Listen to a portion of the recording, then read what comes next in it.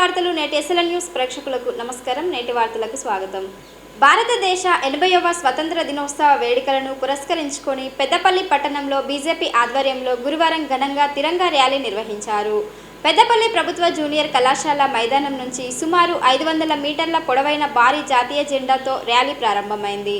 BJP రాష్ట్ర అధ్యక్షుడు ఎన్ రామచంద్రరావు ముఖ్య అతిథిగా హాజరై జెండా ఊపి ర్యాలీని ప్రారంభించారు. అనంతరం విద్యార్థులు, బీజేపీ నాయకులు, కార్యకర్తలు పెద్ద సంఖ్యలో ర్యాలీలో పాల్గొన్నారు. జాతీయ జెండాలను చేతబూని దేశభక్తి నినాదాలు చేస్తూ పట్టణంలోని ప్రధాన వీధుల గుండా ర్యాలీ కొనసాగింది. ప్రభుత్వ జూనియర్ కళాశాల మైదానం నుంచి ప్రారంభమైన ర్యాలీ పెద్ద మసీద్, జెండా చౌరస్తా మీదుగా పోలీస్ స్టేషన్ వరకు ఉత్సాహభరిత వాతావరణంలో సాగింది. ర్యాలీ మార్గమంతా దేశభక్తి నినాదాలతో సందడిగా మారింది.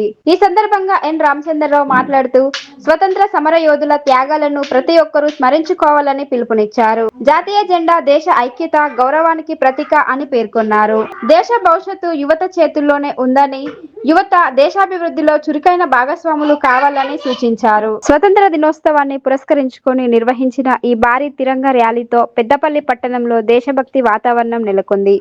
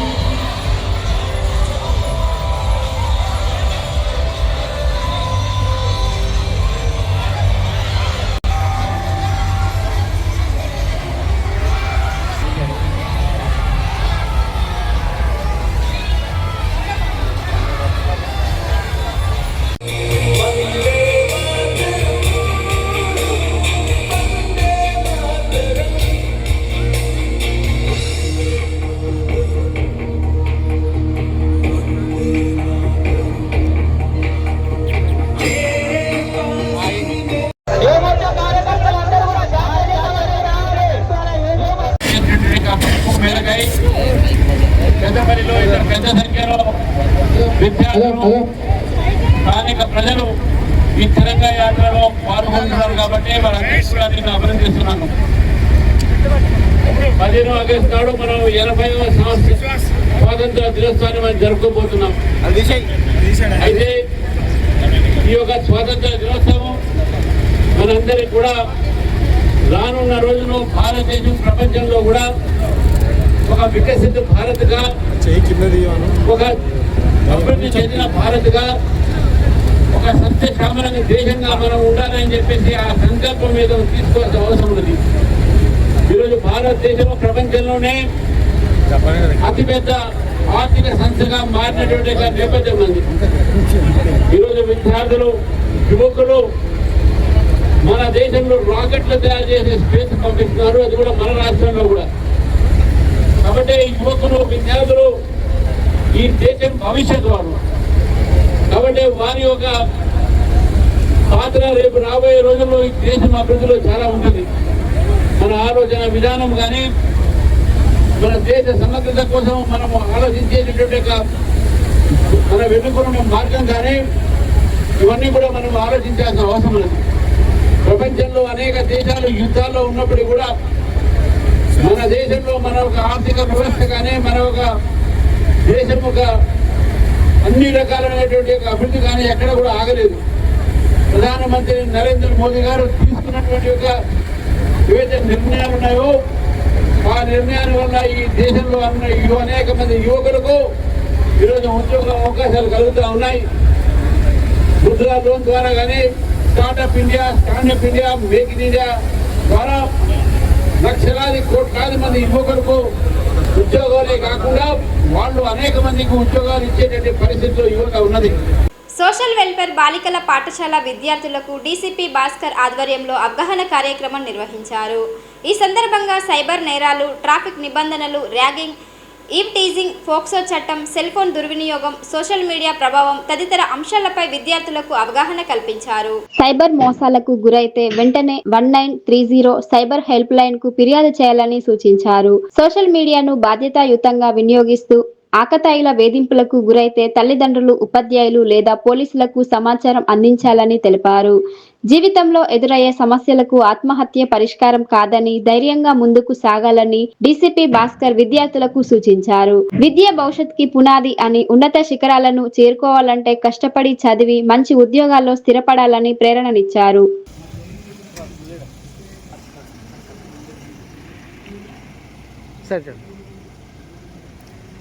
Okay sir.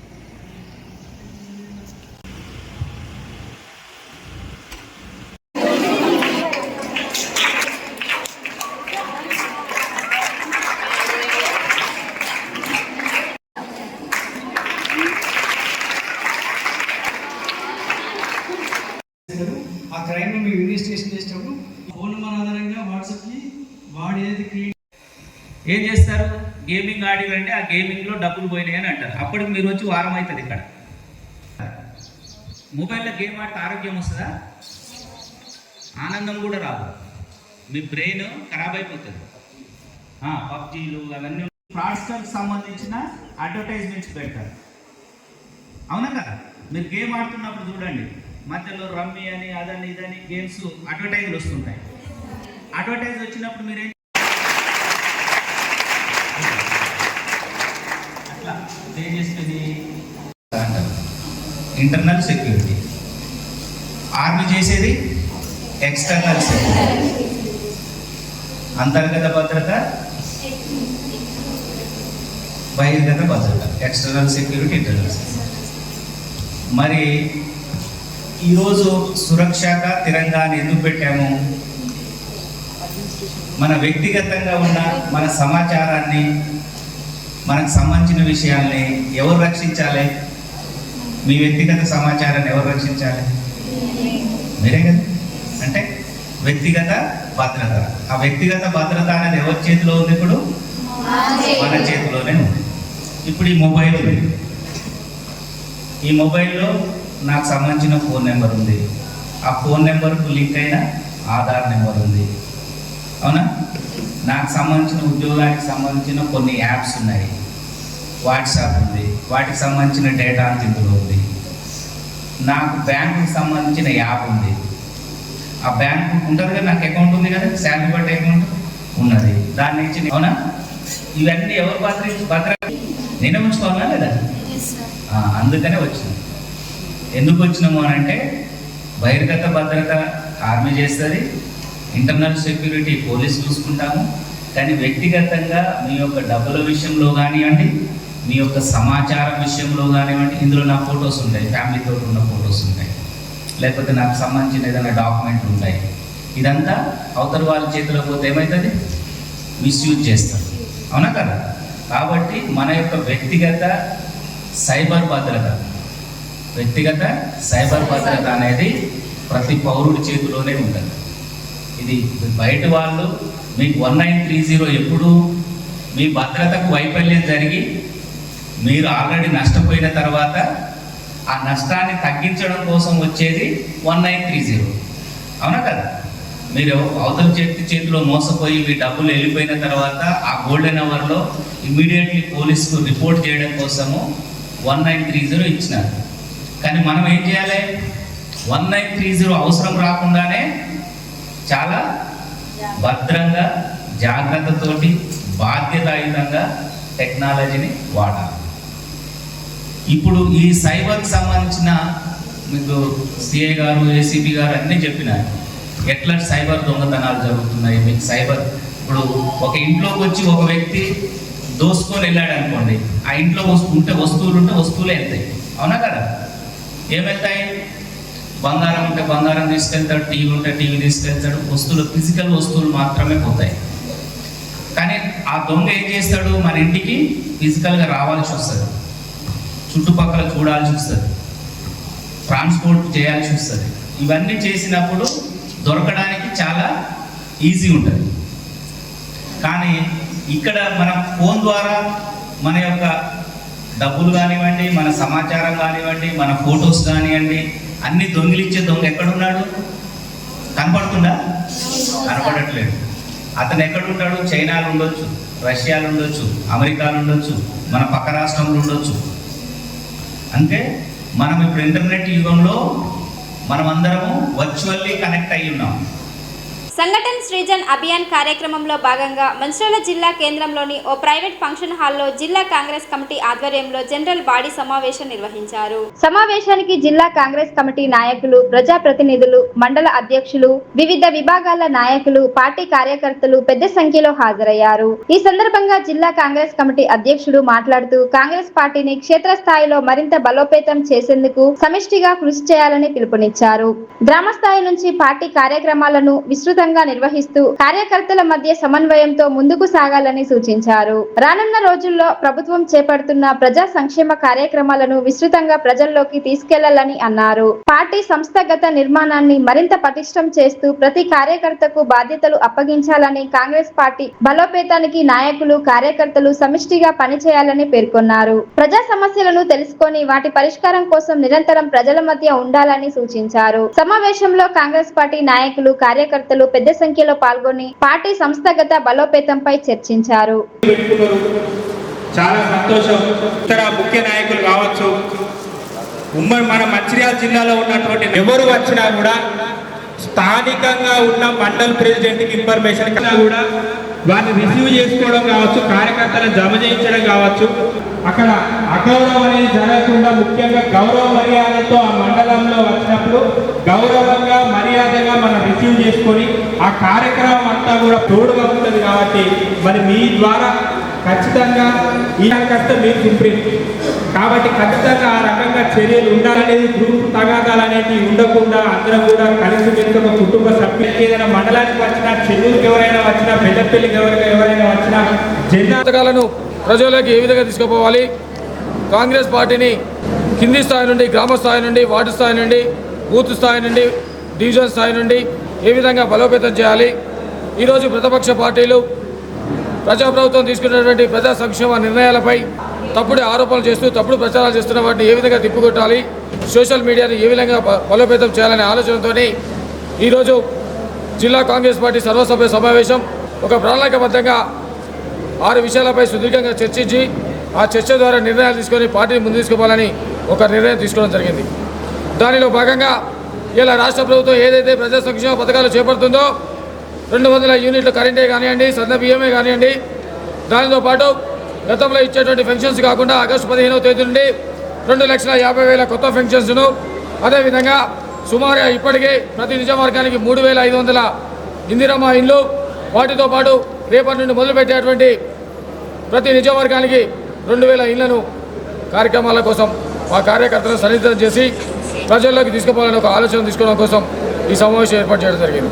ఇలా ఒకటే చెప్పదలుచుకున్నాం, తెలంగాణలో ఉన్నటువంటి ప్రజలందరికీ కూడా ఇవాళ మా మంచిర్యాల జిల్లా లోపల, మంచిర్యాల నియోజకవర్గం లోపల, అదేవిధంగా చెన్నూరు, బెల్లంపల్లి, ఖానాపూర్ నియోజకవర్గం లోపల మా శాసనసభ్యులు కలిగిన రీతిలో ఆ రోజు గత 20 సంవత్సరాల్లో లేనటువంటి అభివృద్ధిని ఇలా మంచిర్యాల నియోజకవర్గంలో చూసుకుంటే ఇలా జిల్లా స్థాయిలో ఒక మాతా శిశు కేంద్రం, అదే కాకుండా సూపర్ స్పెషాలిటీ ఆసుపత్రి, కరకట్ట, దీనితో పాటు ఇలా ఏదైతే మోడల్ ఇలా స్కూల్ తీసుకొస్తున్నామో 220 కోట్లతోని ఇలా మంచిర్యాలలో, అదేవిధంగా కేంద్ర విద్యాలయం, తర్వాత IIT, అదే మంచిర్యాల నియోజకవర్గం వస్తాయి. ఇవి చెన్నూరు నియోజకవర్గంలో పోల ఇంటిగ్రేట్ స్కూల్, దాంతోపాటు ఒక లిఫ్ట్ ఇరిగేషన్, దాంతోపాటు ఇలా తెలంగాణ అర్బన్ డెవలప్మెంట్ కార్పొరేషన్ నుండి మున్సిపాలిటీలకు నిధులు, గ్రామ అభివృద్ధి నిధులు, SDFC నిధులు, DMF నిధులు, ఇదే కాకుండా బెల్లంపల్లి నియోజకవర్గం లోపల రోడ్డు వైడింగ్ కార్యక్రమాలు, అక్కడ కూడా ఒక ఇంటిగ్రేట్ స్కూలు, ఇలా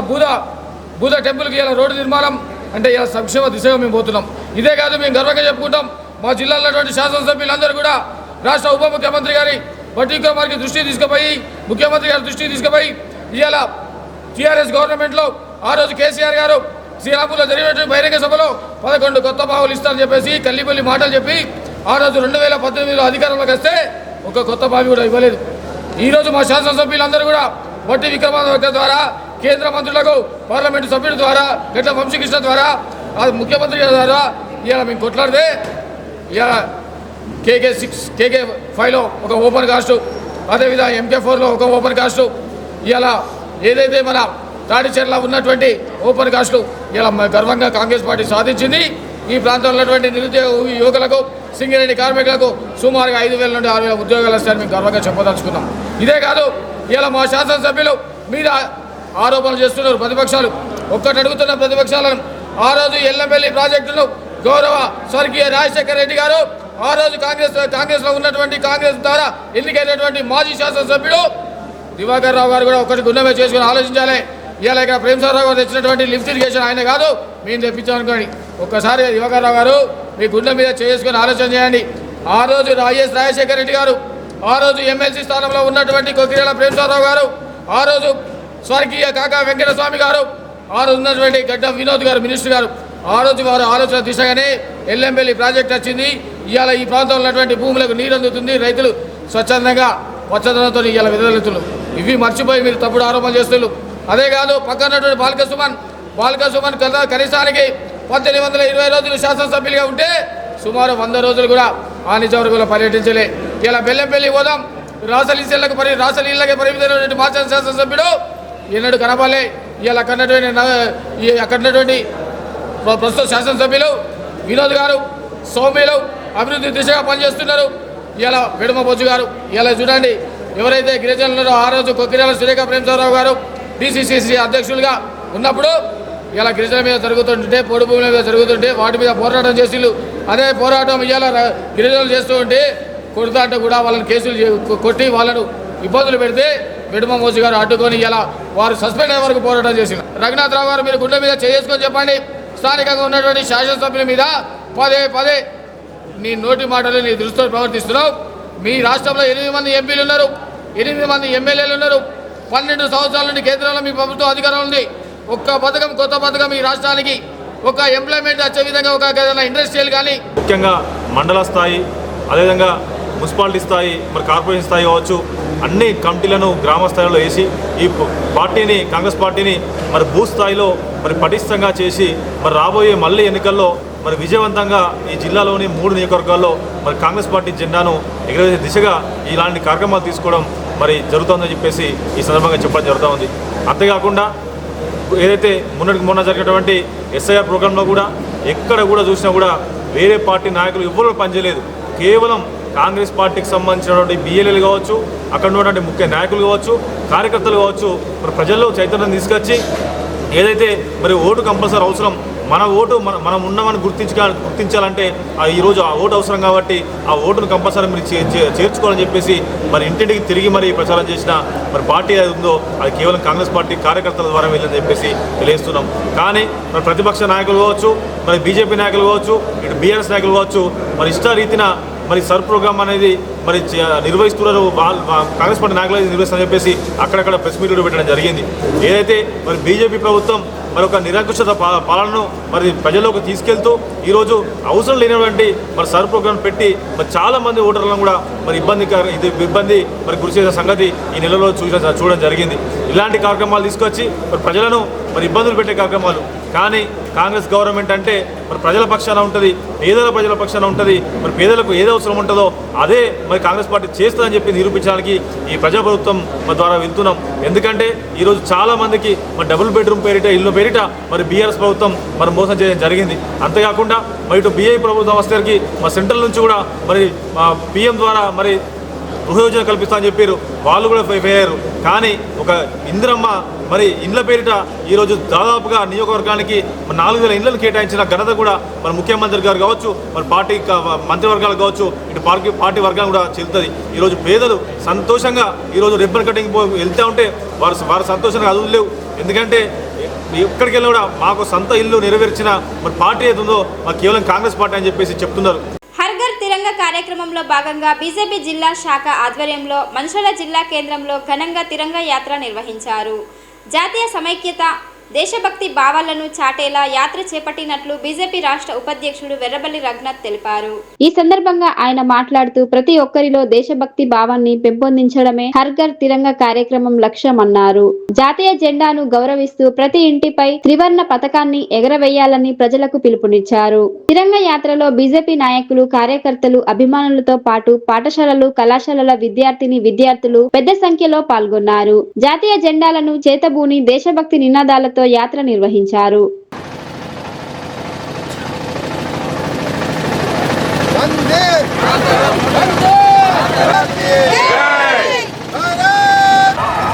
స్వాతంత్ర దినోత్సవ శుభాకాంక్షలు. ఇప్పుడంతా కూడా ఒకసారి భారత్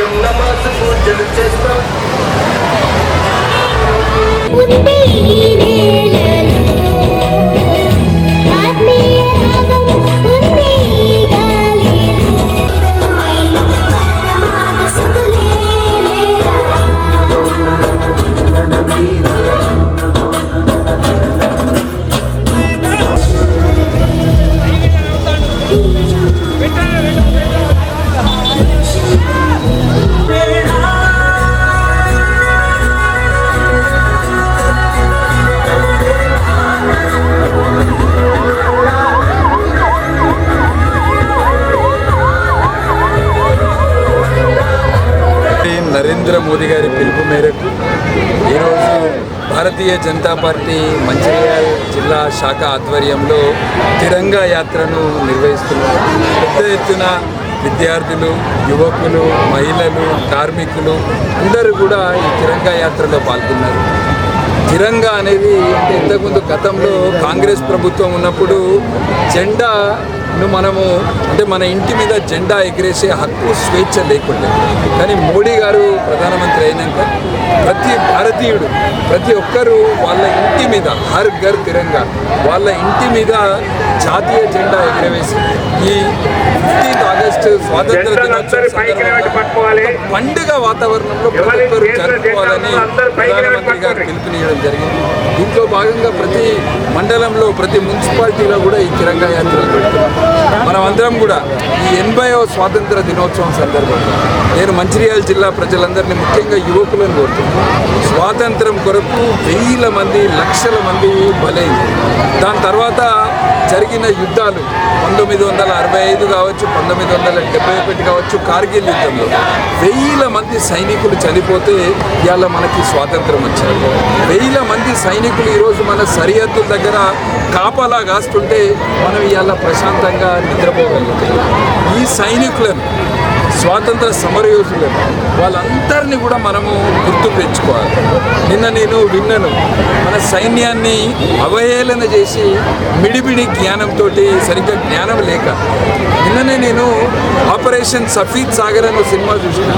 అందులో కెప్టెన్ అనూజ్ ఆహుజా ఒక వ్యక్తి ఒక సైనికుని కాపాడటానికి పాకిస్తాన్ దిక్కు పోయి ల్యాండ్ అయితే పాపం ఆయన టార్చర్ చేసి బుల్లెట్లతో చంపారు. ఇట్లా ఎంతమంది సైనికులు త్యాగం చేస్తే మనకి స్వాతంత్రం వచ్చింది. దయచేసి ఎవ్వరు కూడా సైనికులు కానీ భారత సైన్యాన్ని తక్కువ చేసి మాట్లాడదు. తెలియకపోతే తెలుసుకోండి.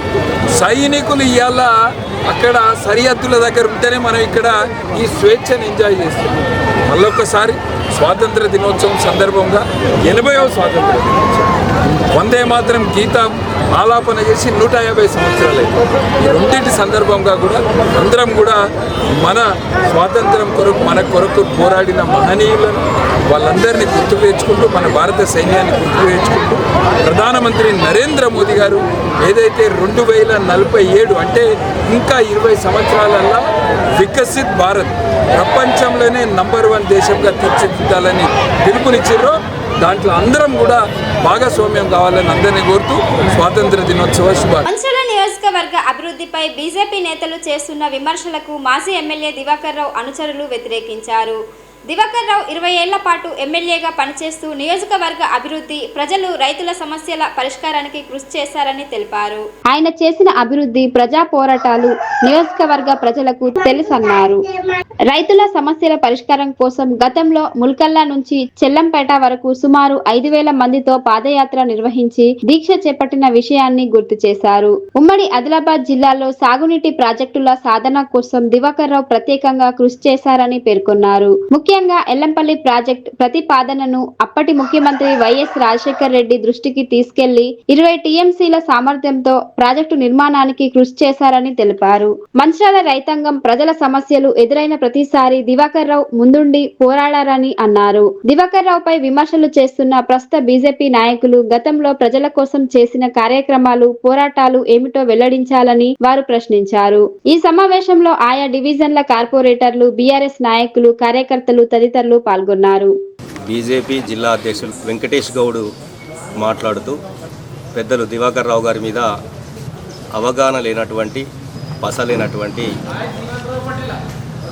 అలాగే బీఆర్ఎస్ పార్టీ మీద, విజిత్ గారి మీద చేసినటువంటి ఆరోపణలని కార్పొరేషన్ బీఆర్ఎస్ పార్టీగా 20 సంవత్సరాలు ఉన్నటువంటి దివాకర్ రావు గారు ఏం చేసిండ్రు అని చెప్పి ఊత దంపుడు వేద ఉపన్యాసాలు ఇస్తుండ్రో, ఎన్ని వందల వేల కోట్ల డెవలప్ జరిగిందో మీ కళ్ళ కట్టే విధంగా చూపెట్టే బాధ్యత బీఆర్ఎస్ పార్టీ దివాకర్ రావు గారి నాయకత్వంలో ఇక్కడ తీసుకుంటాం. విజిత్ గారి సారథి మీరున్నారు కదా, మాది బాగా ఇంత పొడవు నడుతుంది, దేశంలో, ప్రపంచంలో మేము వెళ్తున్నామని అంటారు కదా.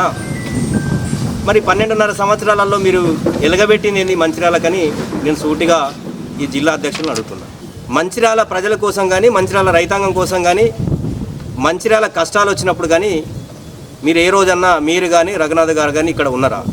మీరు ఇక్కడ లేకముందే మీ నాయకుడు అమెరికాలో ఉన్నప్పుడే దివాకర్ రావు గారు ఎమ్మెల్యే అయినప్పుడే 99లో గెలిచిన తర్వాత ఇక్కడ ఉన్నటువంటి రాష్ట్ర పరిస్థితుల దృష్ట్యా అప్పుడున్నటువంటి సందర్భాలలో గౌరవ దివాకర్ రావు గారు ముఖ్యంగా రైతుల కోసం ఆలోచించి ముల్కాల నుంచి చెల్లంపేట వరకు దాదాపు 5,000 మందితోని పాదయాత్ర చేసి అక్కడే దీక్ష చేసినటువంటి సందర్భం ఇక్కడ ఉన్నటువంటి రైతులు మర్చిపోరు. మీకు తెలియకపోతే తెలుసుకోవాల్సిన బాధ్యత మీ పైన ఉన్నది. బ్రాండ్ అంబాసిడర్గా ఉన్నటువంటి ఎల్లంపల్లి ప్రాజెక్టు సాధించినటువంటి ఘనత అప్పుడున్న ఎమ్మెల్యేగా దివాకర్ రావు గారికి దక్కుతుంది. మీరు ఏ దీక్ష చేసిండ్రు, ఏ పాదయాత్రలు చేసిర్రు ఎల్లంపల్లి కోసం అని మాట్లాడుతున్నారు. అసలు మీకు అవగాహన ఉంటాయి కదా. అప్పుడు రాష్ట్రంలో ఉన్నటువంటి రాజశేఖర రెడ్డి గారు వచ్చిన తర్వాత మేజర్గా ప్రతి జిల్లాలో ప్రాజెక్టులు తీసుకున్నటువంటి సందర్భాలలో మన ఉమ్మడి ఆదిలాబాద్ జిల్లాలో ఒక్క ప్రాజెక్టు కూడా తీసుకోలేదని గుర్తించి దానిలో భాగంగా అంతకుముందే అక్కడ ప్రపోజల్స్ ఎల్లంపల్లిలో ఉన్నదని దివాకర్ రావు గారికి తెలుసు కాబట్టి రాజశేఖర రెడ్డి గారి దగ్గరికి పొద్దున్నే అసెంబ్లీ సెషన్ ముందే పోయి వారి దృష్టికి తీసుకొచ్చి అన్న ఎల్లంపల్లి ప్రాజెక్టు కట్టినట్టయితే ఆ ప్రాంతానికి మనం మేలు చేసిన వాళ్ళమవుతామని చెప్పేసి వారి దృష్టికి తీసుకెళ్తే 20 టీఎంసీలు అంటే వాళ్ళు అప్పుడు సూచించిన ప్రాజెక్టులు అన్నిటికన్నా పెద్ద ప్రాజెక్టు ఎల్లంపల్లి 20 టీఎంసీలతో నిర్మించినటువంటి ప్రాజెక్టు విలువనే అప్పుడు 430 కోట్లు అయితే 1000 కోట్లు 100 కోట్లు ఏదో కాళేశ్వరం 1,00,000 కోట్లు అన్నట్టున్నది ఇలా కథ. ఏ పని చేసినా దానికోటి ఎత్తు చూపెట్టు తప్ప ఇంకోటి లేదు. ఇంకో మాట కూడా మాట్లాడినరు వెంకటేశ్వర గౌడ్ వారు మాట్లాడుతూ మీ కార్యకర్తలను కాపాడుకునే తెలివి లేదు మీకు, మీరేదో బాగా చెప్తారు అని మాట్లాడారు.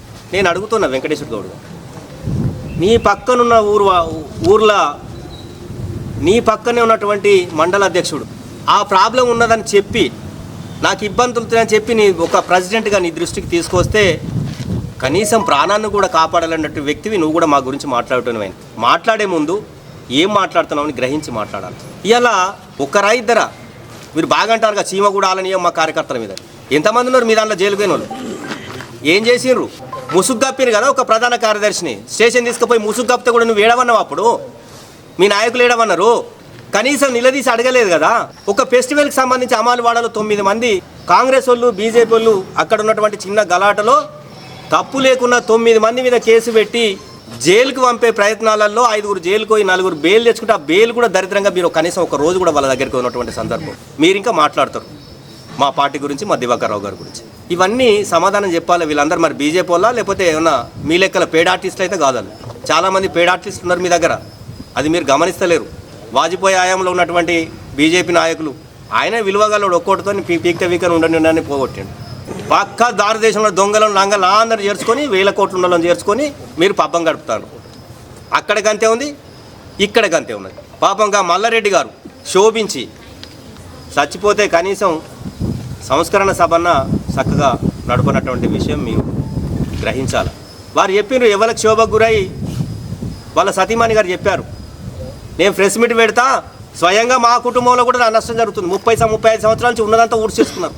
అంటే పెండింగ్లో ఏవైతే ఉన్నాయో పెండింగ్లో రావాల్సిన ప్యాకేజ్ అంతా కూడా కాంగ్రెస్ గవర్నమెంట్కి ఇప్పుడు ఇవ్వాల్సి ఉంటుంది. కాంగ్రెస్ గవర్నమెంట్ మీద మీరు పోరాటం చేయాలి తప్ప ప్రతిపక్షంలో ఉన్న మా మీద పోరాటం చేస్తానంటే మీరు కాంగ్రెస్ మీద మీకు పోరాటం చేసే చిత్తశుద్ధి అనేది మీకు లేదు. కాబట్టే అంటే మేము ఇక్కడ ప్రజల కోసం దివాకర్ రావు గారి నాయకత్వంలో, విజిత్ గారి నాయకత్వంలో, మా పార్టీ నాయకత్వంలో మేము ఫైట్ చేస్తున్నాం. కాబట్టి ఈ ఫైటింగ్ మరి విస్తృతంగా ప్రజల్లోకి వెళ్ళిపోతుంది. దీని మూలంగా మీకు మైలేజ్ రావట్లేదని చెప్పేసి మీరు కాంగ్రెస్ గవర్నమెంట్తోని కుమ్మక్క అయిపోయినట్టుగా కనబడుతుంది. ఇక్కడ ఎందుకు కుమ్మక్క అంటున్నామంటే మీరు కాంగ్రెస్ ప్రభుత్వం మీద ఫైట్ చేయాలి. ఎక్కడెక్కడైతే ప్రాబ్లమ్స్ ఉన్నాయో ఆ ప్రాబ్లమ్స్ను వెతికి తీసి మీరు చేయాలి. మేము చేస్తున్నాం అవన్నీ. వాటర్ లేకపోతే వాటర్ కావాలని చెప్పేసి మా నాయకత్వంలో ఫైటింగ్ నడుస్తుంది. తర్వాత ఇక్కడ ఐటీ హబ్ కోసం మేము పోరాటం చేసినప్పుడు పేదలు చాలా నష్టపోతున్నారు. ₹1 కోటి ఎకరం పలికే భూమికి 13.5 లక్షలు ఇస్తున్నారు అని చెప్పేసి అంటే మీరు ఒక్కరోజు కూడా మీటింగ్ పెట్టి మాట్లాడలేదే. ప్రజల పక్షాన నిజంగానే మీకు చిత్తశుద్ధి ఉంటే ఏం చేయాల్సి ఉంటుంది? ప్రజలకు ఎక్కడైతే అన్యాయం జరుగుతుందో అక్కడ మీరు ఉండి ఫైట్ చేయాలి. దాన్ని ఎల్లంపల్లి ప్రాజెక్టు మాకు కావాలని చెప్పేసి పెద్దలు దివాకర్ రావు గారు రాజశేఖర రెడ్డితోని కొట్లాడి దాన్ని తీసుకురావడం జరిగింది. దాని మూలంగా ఈరోజు ఎల్లంపల్లి ప్రాజెక్టు మూలంగా మన రాష్ట్రానికే వాటర్ లభిస్తుంది. అంటే ఇక్కడ నుంచి హైదరాబాద్ దాకా పోతున్నాయి. గ్రౌండ్ వాటర్ పెరిగింది. దాని మీద 33 ప్రాజెక్టులు ఉన్నాయి. ఈ అవగాహన మీకు వస్తలేదు. అంటే ఎల్లంపల్లి ప్రాజెక్టు మూలంగా ఎంత అభివృద్ధి జరుగుతుంది, ఎన్ని వేల ఎకరాలు సాగులోకి వచ్చింది అనేది మీరు తెలుసుకోవాల్సిన అవసరం ఉంది. లక్షలాది ఎకరాలు సాగులోకి వచ్చింది. పంటలు, వరి పొలాలు విస్తృతంగా పండుతున్నాయి. ఒకప్పుడు ఐకేపీ సెంటర్లు 3-4 ఉన్నాయి. ఈరోజు మన నియోజకవర్గంలో 104 ఐకేపీ సెంటర్లు అయినాయి. ఇది అభివృద్ధి కాదా? ఇది అభివృద్ధి. అట్లాగే రాళ్లపేట ప్రాజెక్టు కూడా కట్టించండి ఇక్కడ. అట్లా చెల్లంపల్లి ప్రాజెక్ట్ వచ్చింది, చెల్లంపేట. తర్వాత అక్కడక్కడ మనకు చెక్ డ్యాములు కట్టడం జరిగింది. అంటే ఎక్కడైతే వాటర్ నిల్వ ఉంటుందో అక్కడ మనకు పంటలు విస్తృతంగా వండుతాయి. ఆ పంటలు వండడం మూలంగా ప్రజలు అభివృద్ధిలోకి వస్తారు. వేమనపల్లి మండలం కల్లెంపల్లి గ్రామ శివారులో కోడి పందేల స్థావరంపై టాస్క్ ఫోర్స్ పోలీసుల దాడి నిర్వహించారు. కోడి పందాల పేరుతో బెట్టింగ్ నిర్వహిస్తున్నారన్న సమాచారంతో టాస్క్ ఫోర్స్ ఏసీపీ శ్రీనివాస్ నేతృత్వంలో పోలీసులు ఈ దాడి చేపట్టారు. దాడిలో కోడి పందేలు నిర్వహిస్తున్న 16 మందిని పోలీసులు అదుపులోకి తీసుకున్నారు. వారి వద్ద నుంచి 4 కోళ్లు, 45 కత్తులు, 18 ద్విచక్ర వాహనాలు, 12 మొబైల్ ఫోన్లు, 24,040 నగదును స్వాధీనం చేసుకున్నారు. అదుపులోకి తీసుకున్న వ్యక్తులతో పాటు స్వాధీనం చేసుకున్న సామగ్రిని తదుపరి చట్టపరమైన చర్యల నిమిత్తం నిల్వాయి పోలీస్ స్టేషన్ కు తరలించారు. ఘటనపై పోలీసులు కేసు నమోదు చేసి దర్యాప్తు చేపట్టినట్లు తెలిపారు. కోడి పందేలు, జూదం, బెట్టింగ్ వంటి చట్ట విరుద్ధ కార్యకలాపాలకు పాల్పడితే కఠిన చర్యలు తప్పవని పోలీసులు హెచ్చరించారు. ప్రజలు ఇలాంటి అసాంఘిక కార్యకలాపాలకు దూరంగా ఉండాలని సూచించారు.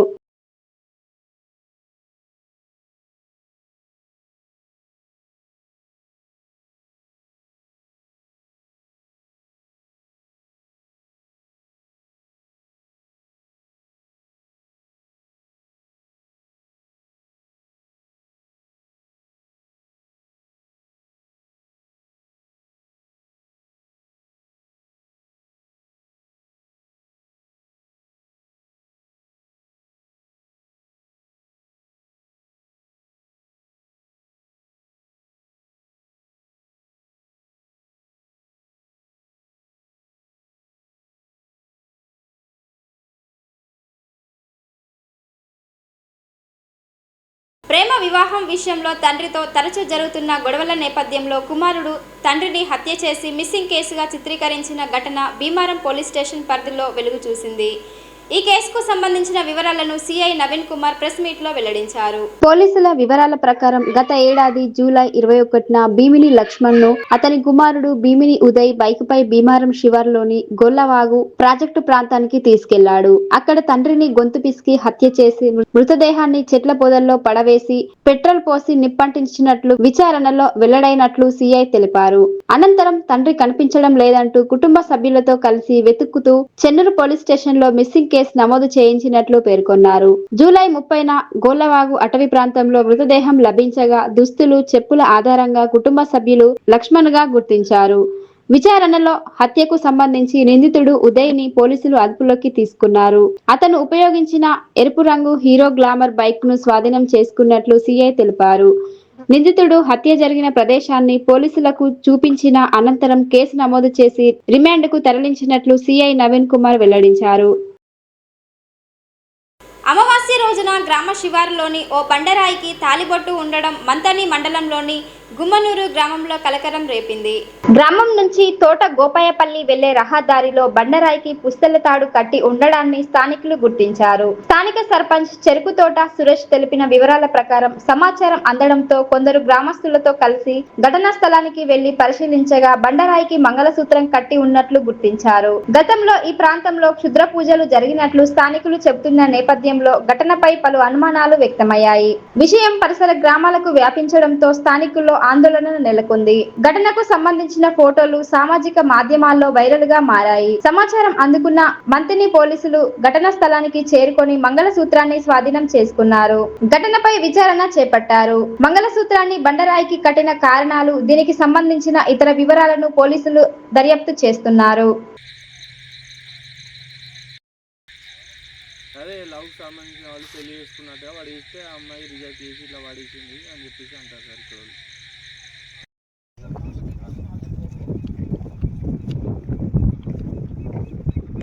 గ్రామంలో అనుమానాస్పద స్థితిలో పుస్తల తాడు కనబడడం జరిగింది. మా గ్రామస్తులకు వాళ్ళకు పుస్తల తాడు కనబడడంతో ఇవాళ అమాస కావడంతో చాలామంది భయాందోళనకు గురై నాకు ఫోన్ చేయడం జరిగింది. జరగంగానే వెంబడే నేను ఇక్కడికి ఉరికొచ్చేసి ఇక్కడ ఎప్పుడప్పుడు క్షుద్ర పూజలకు అసంటి ఇక్కడికి కొద్దిగా అడ్డా ఇది కాబట్టి ఇక్కడ పుస్తల తాడు కనబడడంతో నేను కూడా కొంత భయాందోళనకు గురై ఇమీడియట్లీగా ఎస్ఐ గారికి ఫోన్ చేయడం జరిగింది. వారు కూడా వెంబడే స్పందించి కానిస్టేబుల్ గారులను పంపించడం జరిగింది. వాటిని పరిశీలిస్తున్నారు. గ్రామస్తులు కూడా వాటిని చూసి అసలు భయాందోళనకు గురై ఈ పుస్తల తాడు ఇక్కడ వేయడం ఏంటి, అసలు ఈ పూలకు వేలాడదీయడం ఏంటి, అది ఇది అని చెప్పేసి చాలామంది భయాందోళనకు గురయ్యారు. మా యువతను కూడా అడిగితే కొద్దిగా దాని మీద ఒక గంట ఇక్కడ కొద్ది మొన్న 3 రోజుల బ్యాక్ గొడవ చేసుకోవడం జరిగింది. మరి వాళ్ళు ఏమన్నా పడేసిల్లా అని చెప్పేసి మన ఎస్ఐ గారు కూడా చెప్తే వారు కూడా విచారణలో భాగంగా కానిస్టేబుల్లో ఇద్దరిని పంపించడం జరిగింది. వాళ్ళు ఇప్పుడు అదే పని మీద ఉన్నారు. మా గ్రామస్తులు కూడా దాన్ని చూసి కొద్దిగా భయాందోళనకు గురయ్యారు. కానీ ఇప్పుడు డిపార్ట్మెంట్ వచ్చిన తర్వాత కొద్దిగా శాంతి ఇచ్చినట్టుగా ఇవాళ అమాస కావడంతో కొంత భయాందోళనకు గురైన వాస్తవమే. కానీ ఆ భయాందోళన పోవడానికి డిపార్ట్మెంట్ కొంత సహకారంతో ఇప్పుడు